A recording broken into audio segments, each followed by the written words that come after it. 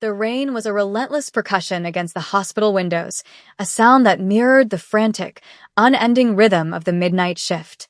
Kenna pushed a stray curl from her forehead, her dark green scrubs feeling damp and heavy on her exhausted frame. 24 years old, and she already felt ancient, worn down by the perpetual cycle of beeping machines and human suffering. She was a ghost in these halls, a pair of capable hands, a soothing voice, but never a person. Invisible. Tonight, the feeling was a physical weight pressing on her sternum. The emergency room was a chaotic symphony of pain, and she was just another instrument, playing her part until the final, merciful note of dawn. In room 3, that final note was approaching for Mr. Park. He was old, withered, his breath a shallow, rattling thing. His chart was a litany of failures, a story of a body giving up. Kenna adjusted his pillow, her movements gentle despite the exhaustion clawing at her. His eyes, clouded with delirium, fluttered open and fixed on her. A flicker of lucidity, sharp and desperate. Gwishin, he rasped his hand, surprisingly strong, clamping onto her wrist. The word was foreign, a guttural plea. You must call him. My son. Kenna's training screamed at her to disengage, to call for a sedative, to maintain professional distance. But the raw terror in his eyes broke through her fatigue. He was just a scared old man dying far from home. He pushed a crumpled napkin into her hand, a string of numbers scrawled on it in a shaky hand. Please, he begged, the sound tearing from his throat. Tell him the silver dragon sleeps. It was against every rule. Using a personal phone, getting involved. But looking at his face, a roadmap of a long and difficult life, she couldn't refuse. She slipped into the sterile quiet of the supply closet, the scent of antiseptic a sharp contrast to the storm outside. Her fingers trembled as she dialed the number on her own cell. It rang twice. A voice answered, not with a greeting, but with a silence so profound it felt like a physical presence. It was a man's voice, low and cold as deep water. Yes. The word was clipped, precise, laced with an authority that made the hair on her arms stand up. Kenna swallowed. Hello, I'm a nurse at Mercy General Hospital. I'm calling for a Mr. Park. He asked me to call you. There was another beat of that unnerving silence. Is he gone? The question was devoid of emotion, a clinical inquiry. It's very close, she stammered, feeling foolish and unprofessional. He wanted me to tell you. The silver dragon sleeps. The silence that followed was different. It was heavier, charged. Kenna could almost hear the gears turning, the calculations being made on the other end of the line. Who is this? The voice demanded, a sudden, sharp edge to it. What is your name? Kenna. My name is Kenna, she whispered, her own name sounding foreign. Thank you, Kenna, he said, and the line went dead. She stood frozen in the closet, the dial tone buzzing in her ear. A profound sense of dread washed over her, cold and absolute. When she returned to room 3, Mr. Park was gone. His eyes were closed, his face peaceful. The frantic energy had vanished, leaving only the quiet hum of the machines that had failed to save him. The rain hammered against the glass, and Kenna felt a tremor of fear, a premonition that the storm she'd just invited into her life was far more dangerous than the one raging outside. The hours that followed were a blur of paperwork and procedure, the mundane aftermath of death. Kenna moved on autopilot, her mind replaying the phone call, the cold, resonant voice that had promised nothing and yet felt like a verdict. The rain softened to a persistent drizzle as the first hint of a bruised, gray dawn threatened the eastern sky. The shift was almost over. She was in the break room, nursing a cup of lukewarm coffee that tasted like ash, when the hospital's sterile calm was abruptly shattered. It wasn't a sound, but a feeling. A sudden, collective intake of breath from the ER floor. A shift in atmospheric pressure. Through the small window in the break room door, Kenna saw it. 5 identical, impossibly black SUVs had pulled up to the ambulance bay, their engines silent, their tinted windows reflecting the bleak morning light like obsidian mirrors. They weren't parked. They were positioned, forming a crescent of silent, intimidating power that blocked the entrance. Hospital security guards stood frozen, their hands hovering uncertainly near their belts, utterly outmatched. Then, a door on the lead vehicle opened. A man emerged, stepping out into the damp air with a grace that was almost predatory. He was tall, dressed in a tailored black suit that seemed to absorb the dim light around him. He moved with an unnatural stillness, each step deliberate, economical. The world seemed to slow down around him. He didn't rush. He didn't need to. The world, it seemed, would wait. He walked through the automatic doors, and a hush fell over the entire emergency room. Doctors, nurses, patients, everyone stopped. All eyes were drawn to him, this epicenter of quiet, terrifying authority. His face was a mask of cold composure, his features sharp and elegant, but his eyes were what held the room captive. They were dark, ancient, and held a chilling lack of expression. He walked directly to the main reception desk, his polished shoes making no sound on the linoleum floor. He didn't look at the trembling receptionist. He looked past her, scanning the room as if searching for a single, specific frequency in the chaos. "I am looking for a nurse," he said. His voice was the same one from the phone, low and controlled, yet it carried across the cavernous space with absolute clarity. "Her name is Kenna." Every head turned. Kenna's heart hammered against her ribs, a frantic bird trapped in a cage. Her coffee cup slipped from her fingers, shattering on the floor. A colleague, a wide-eyed intern named Ben, poked his head into the break room. "Kenna? There's someone here for you." Kenna couldn't move. The man at the desk slowly turned his head, his gaze sweeping past the gurneys and the 4 drips until it landed, with unerring accuracy, on the break room door. On her. Their eyes met across the room, and in that instant, she knew her life, the small, invisible, ordinary life she had so desperately clung to, was over. Kenna walked out of the break room, her legs feeling like lead. The path to the reception desk seemed miles long, a green mile of linoleum under the buzzing fluorescent lights.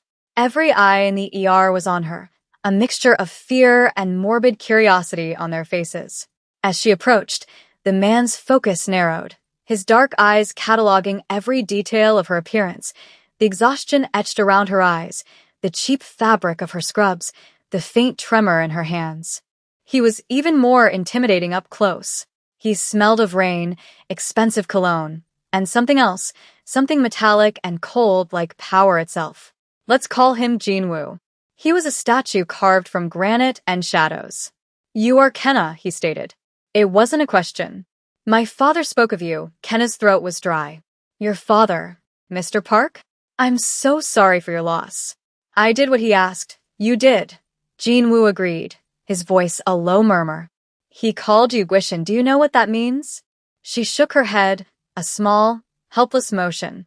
"It can be translated as ghost or spirit," he explained, his gaze intense, pinning her in place.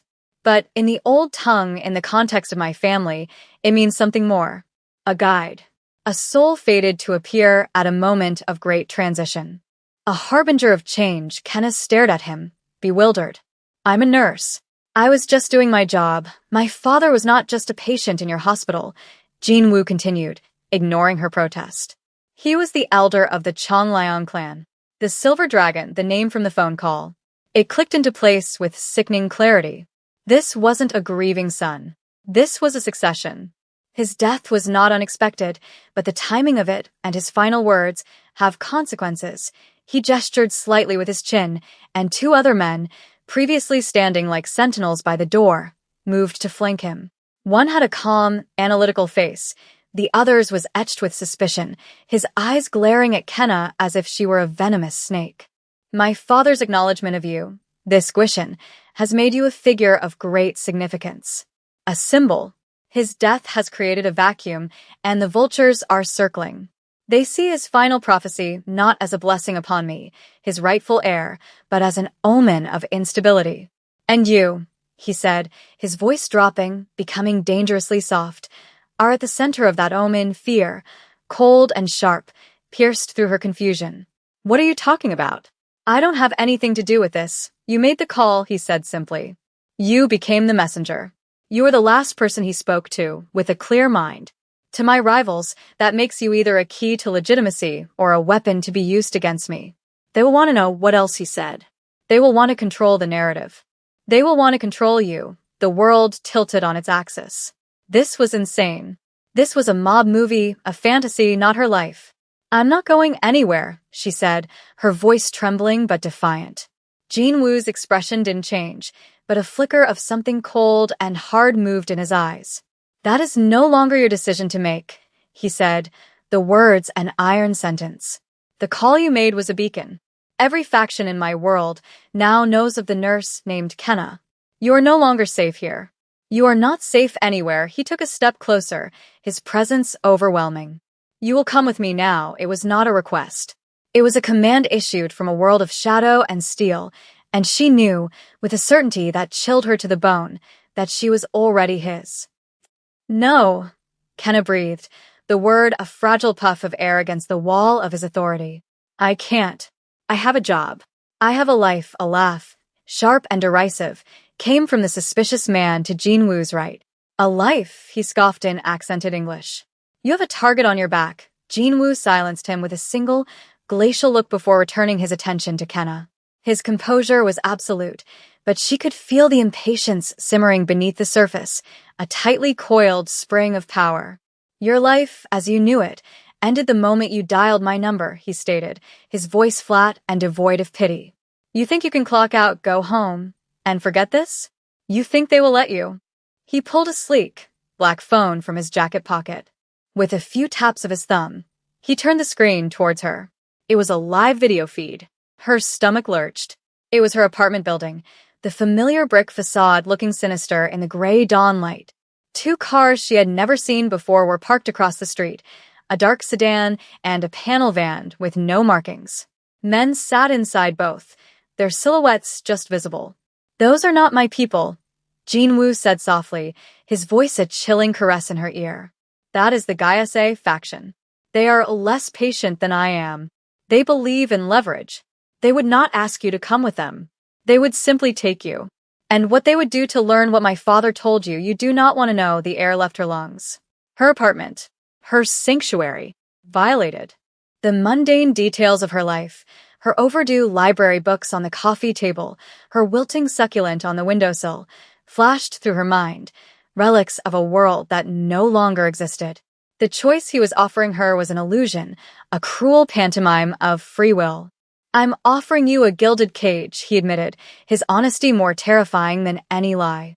They are offering you a slaughterhouse. Come with me, and you will be protected. You will be a guest. Stay here.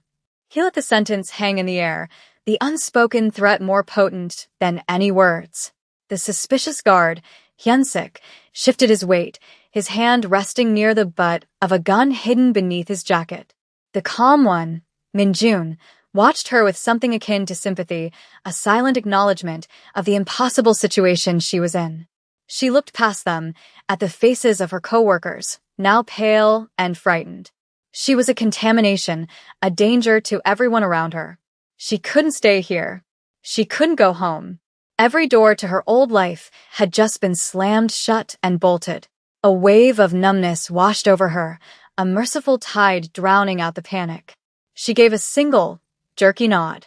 It was the only answer she could give. A flicker of something, satisfaction, perhaps, crossed Jin Woo's face. He gestured, and his men moved with fluid efficiency. Mignon steps forward.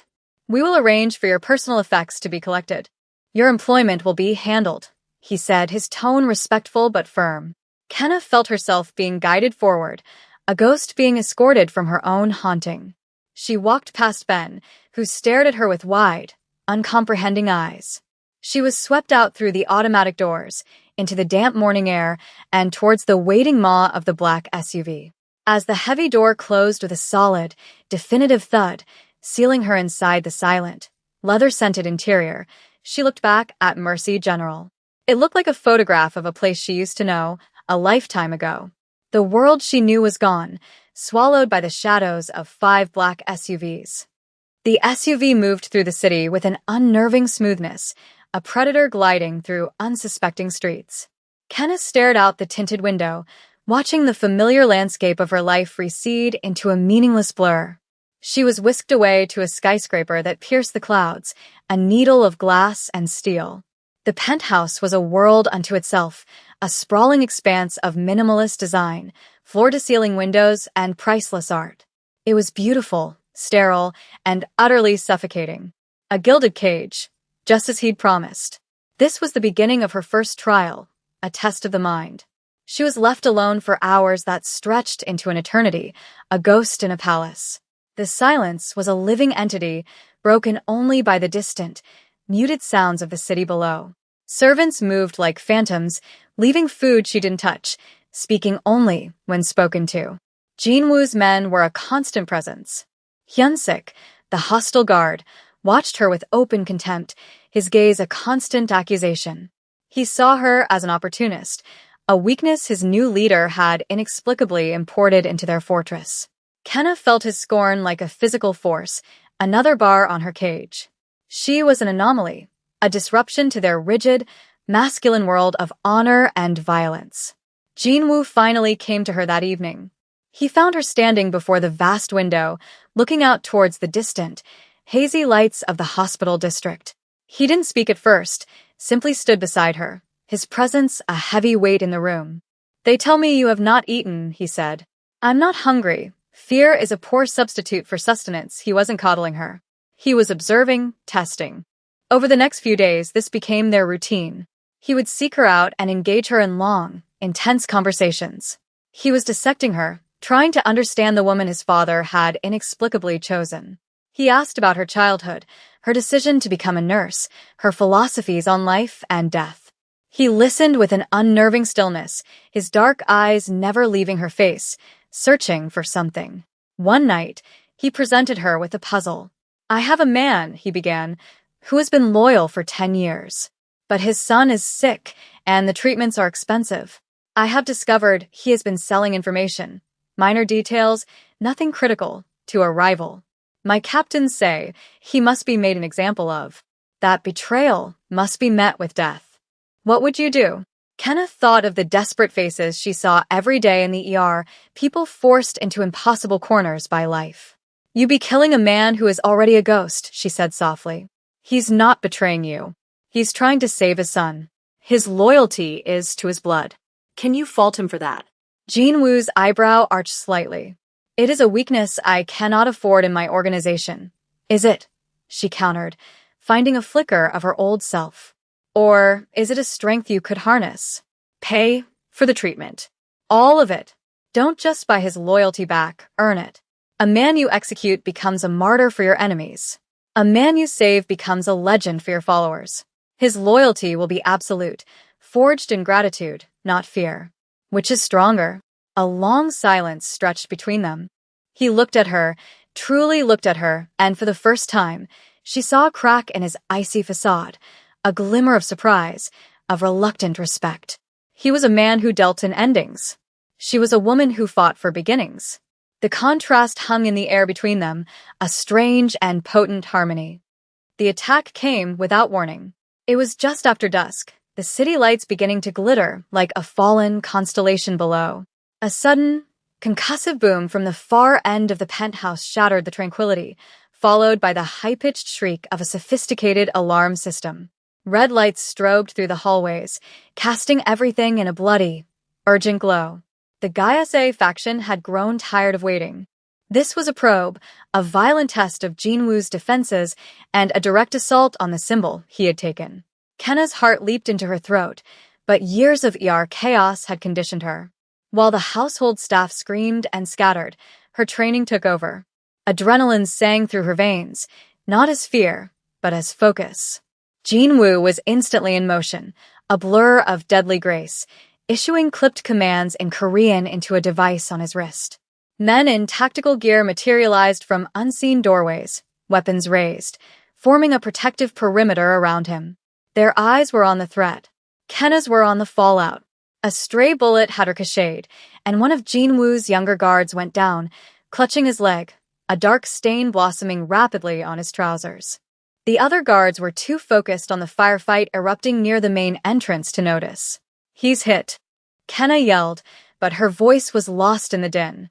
Without a second thought, she ran, not away from the danger, but towards it, her body moving on pure instinct.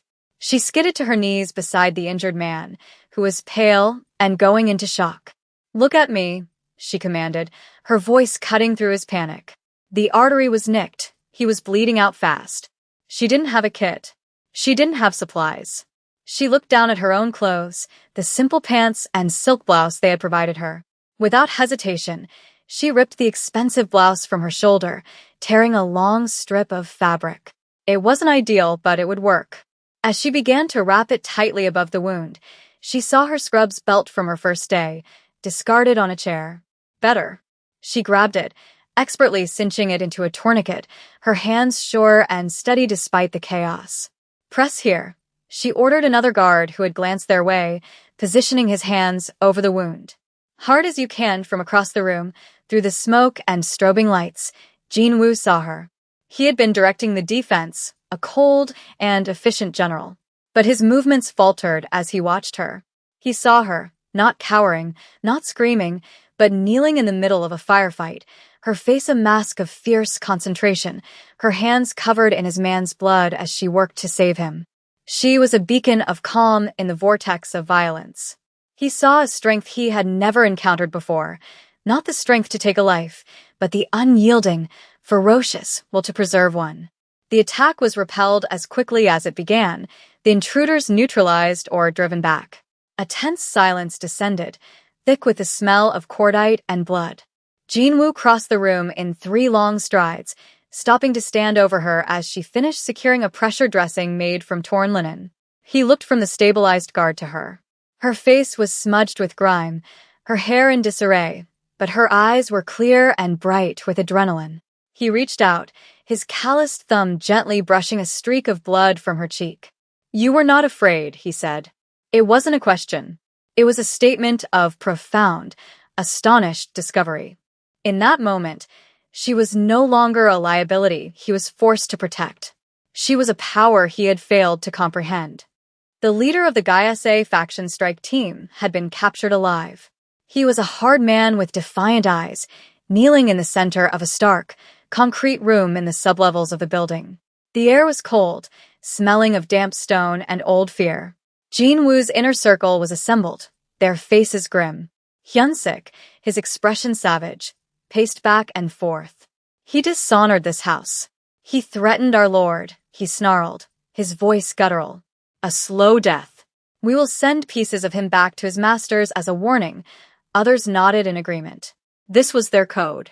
An eye for an eye, blood for blood. It was the language of power their world understood. Jin-woo remained silent, his face an unreadable mask, but Kenna, standing just inside the doorway where he had placed her, could feel the conflict rolling off him in waves. Tradition and the expectations of his men demanded a brutal spectacle. His new position as elder required an immediate and unforgettable show of force. He needed to demonstrate that he was even more ruthless than his father. Then he turned and looked at her. His eyes held a silent, heavy question. He had brought her here to see, to understand the brutal reality of his throne. But he was also, she realized, asking for her counsel. He was presenting her with her third trial, a test of her morality against the unforgiving logic of his world. "Tell me, Guishin," he said, his voice low enough for only her to hear, yet it silenced the room. "What is justice here?" All eyes turned to her. Hyun-sik's gaze was a challenge, daring her to speak her soft, useless words. Kenna's heart pounded, but she met his gaze, and then the prisoner's. She saw past the swaggering defiance to the cornered animal beneath. She saw the cycle, endless and brutal. She took a step forward. She didn't speak to Jin-woo. She spoke to the captive. How many sons will be lost? How many mothers will weep? For this? For a pissing contest between men who will never bleed themselves? She asked, her voice quiet but ringing with a clarity that cut through the tension. The man flinched. She turned her gaze to Jin-woo, her eyes pleading.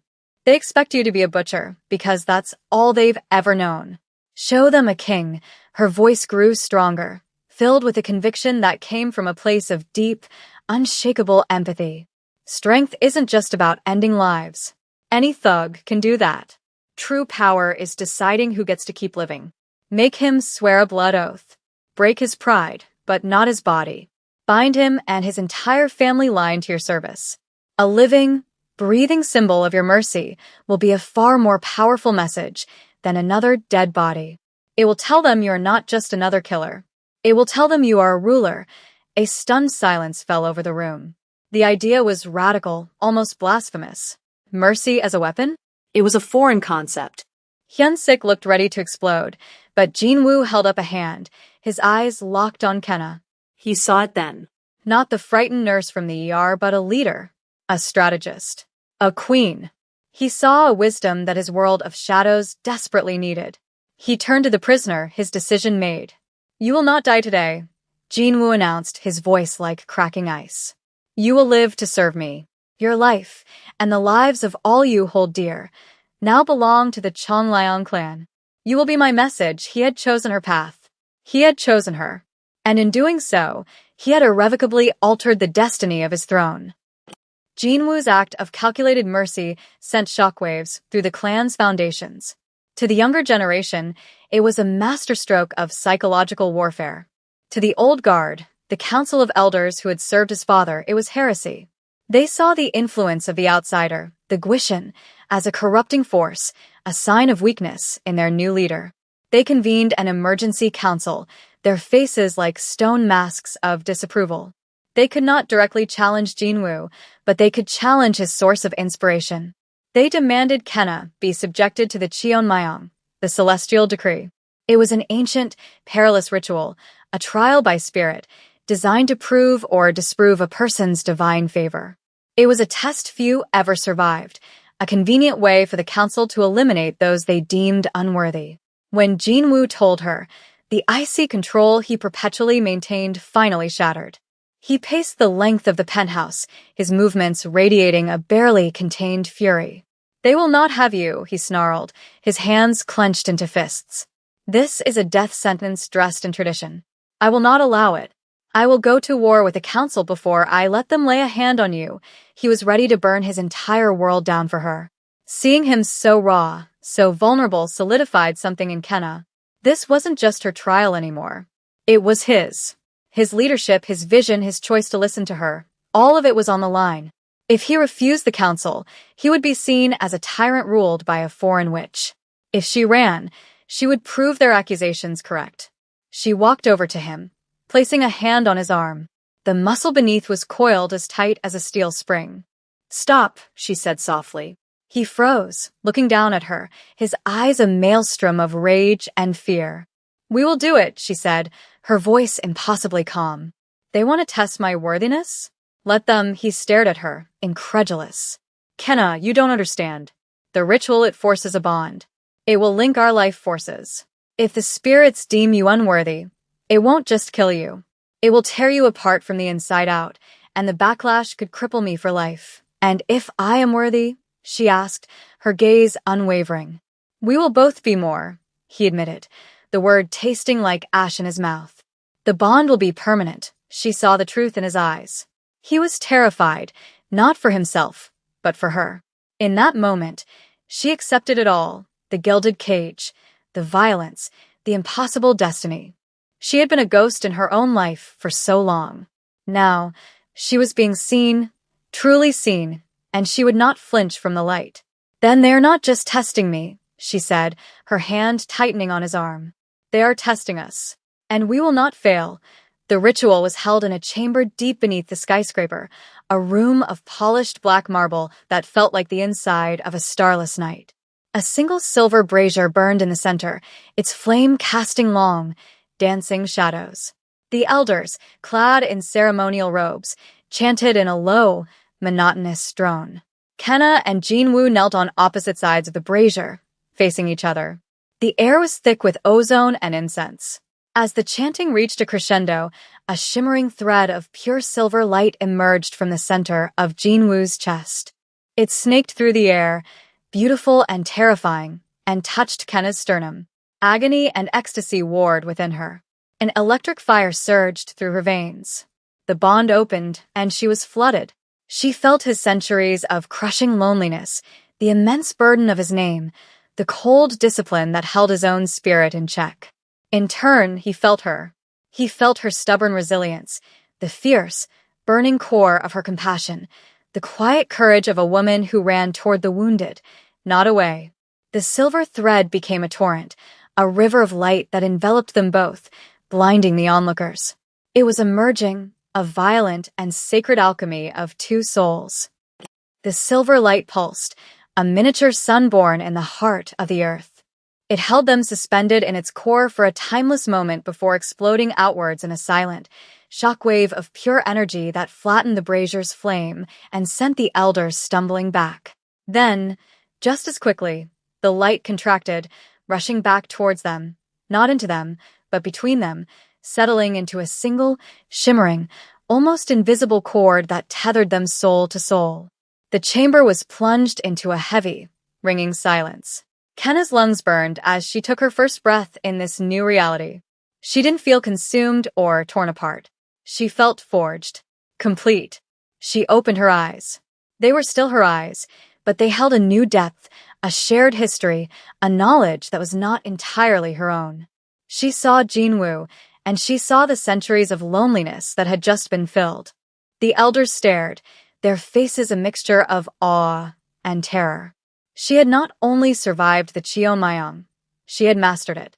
The ritual had not just judged her worthy, it had celebrated her.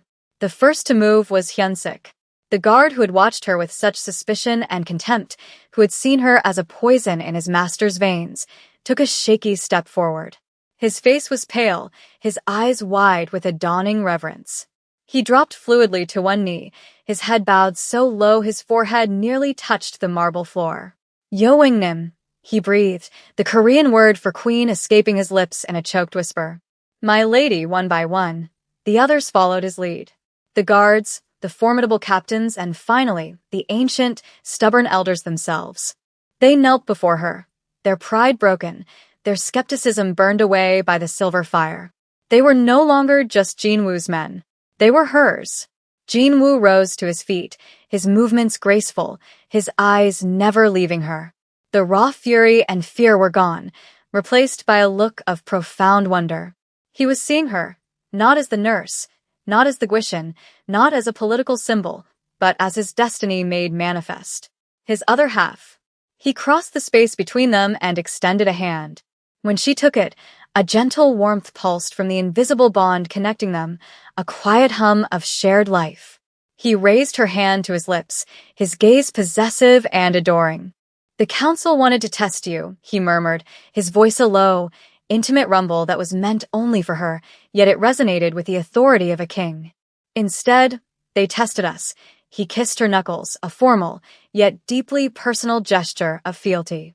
And now, he declared, turning his head to look at the kneeling assembly, they have their queen, the word echoed in the silent chamber, not as a title bestowed, but as a fact revealed.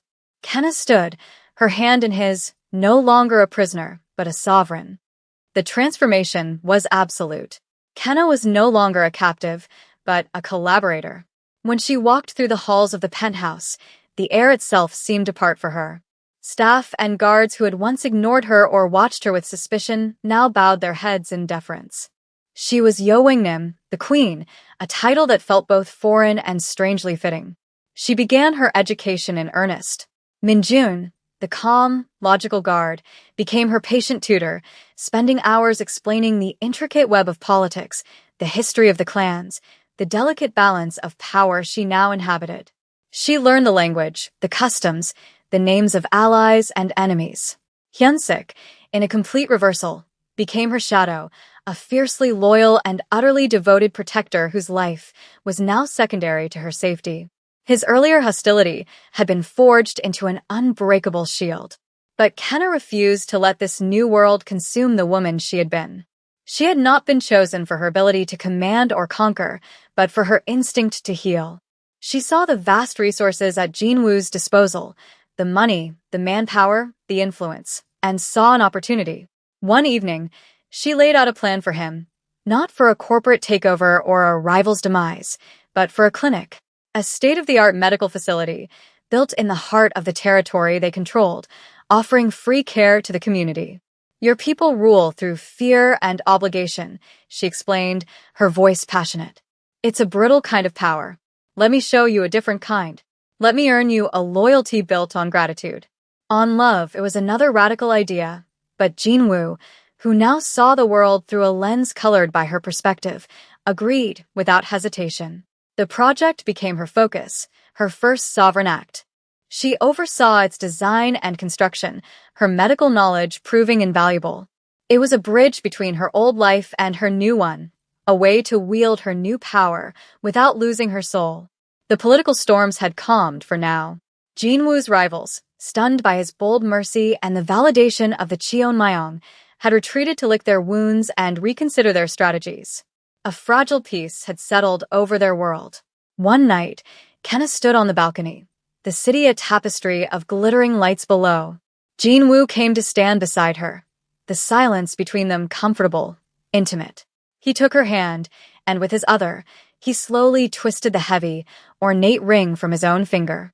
It was the sigil of the Chongliang Elder, a silver dragon coiled around a black sapphire, a symbol of ultimate authority passed down for generations. He took her left hand and slid the ring onto her fourth finger.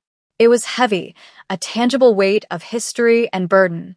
"My father was waiting for a ghost," he said, his voice a soft rumble against the night. "A spirit to guide our people out of the darkness of the past. For years, I thought he was waiting for me to become him. I was wrong." He looked at her, his eyes reflecting the city lights, but his focus entirely on her. "He was waiting for you. I was just the one meant to find you." Kenna looked down at the ring, a crown of immense power and responsibility, and then back up at him. The exhausted, invisible nurse from Mercy General was gone, replaced by a woman who had walked through fire and emerged a queen. She felt no fear, only a sense of profound rightness. She was seen. She was chosen. And now she chose back. "I'm not a ghost," she said, her voice quiet but imbued with the unshakable confidence she now owned. "I'm right here," he smiled, a true, unguarded smile that transformed his face. He wrapped his arms around her, pulling her against him. Against the glittering backdrop of the city that was now theirs to command, he lowered his head and kissed her. It was not a kiss of passion, but of promise. It was not an ending, but a beginning. A vow. A destiny, finally and completely fulfilled.